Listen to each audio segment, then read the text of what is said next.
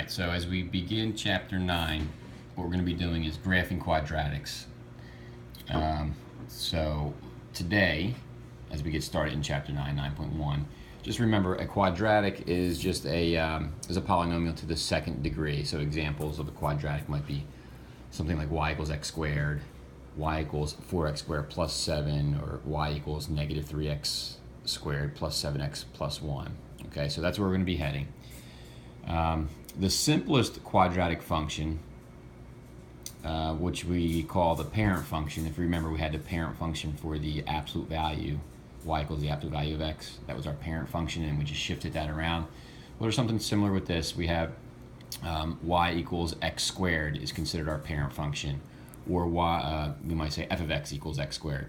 And if you were to graph that, it's going to simply look like this. Okay, you're going to see it's going to go through 0, 0. Just think if you plug 0, 0 in here, you get. I'm sorry, if you plug 0 in, you'll get x would be 0, y would be 0. If you plug 1 in for x, you'll get 1 squared, which is 1, so 1, 1. If you plug 2 in for x, you'll get 2 squared, or 4, so 2 comma 4. And if I plug in negative 1 squared negative 1, I'll get 1. If I plug in negative 2 and squared negative 2, I'll get positive 4 as well. So it just looks like this. And the graph of this is always going to be this U shape known as a parabola. All right, that's how you pronounce that. So the graph of a quadratic is a parabola. All right, the graph of a quadratic will always form that parabola, and the parabola has a few special features to it. All right, first, think standard form of a quadratic: y equals ax squared plus bx plus c, which is this guy right here. If a is positive, all right, so if it's positive, then the parabola will always open upward, something that would look like this. Hey, buddy. Hi. If a is negative in the parabola, I'm sorry, in the quadratic, so y equals like negative 3x squared, then your parabola is going to open downward. All right, so pretty simple. If a is positive, you're going to open up. If a is negative, it's going to open down. Okay? Another feature, something that you guys want to locate, is it's what's known as the vertex. The vertex is going to be the minimum point or the maximum point of that parabola. All right. So as you're graphing this, your parabola is always going to come down, hit some point, and then turn around and go back up, or it's going to go up, hit some point, and turn back down. That point where it turns is known as the vertex. It's a pretty important point, all right, that we're going to end up learning how to find later on down the road. Another feature to parabolas, all right, all parabolas will have a vertical line of symmetry passing through the vertex. So these parabolas have symmetry to it. I know my drawings might not look like that, but they do. So it's going to go, if my parabolas open up and I drew a dotted line right down through the vertex, equidistant from that line will be a point over here and a point over here. And that would happen every single time. All right, sometimes your line of symmetry is maybe the y-axis, like this case. So I wouldn't put a dotted line on top of that necessarily, but that is a vertical line of symmetry. So I'd have equidistant points to the left and to the right of that line of symmetry. The vertical line of symmetry helps us graph, actually. And then lastly, the closer the value of a is to 0. Now obviously it can't be 0 because then we'd have a linear function. But the closer a is to 0, the wider the parabola will be. So a couple of examples here. Y equals 5x squared plus 3. So a is 5. So that would be sort of narrow, because the further you get from 0, the narrower it's going to get. The closer you get to 0, the wider it gets.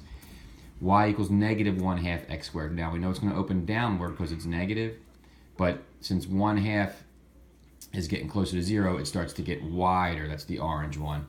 And if you had something like y equals 2x squared minus 5, okay, it's positive, so it's going to be opening up, and it would be wider than the one there. I'm not quite sure if I drew it properly, but it should be a little wider than the green one.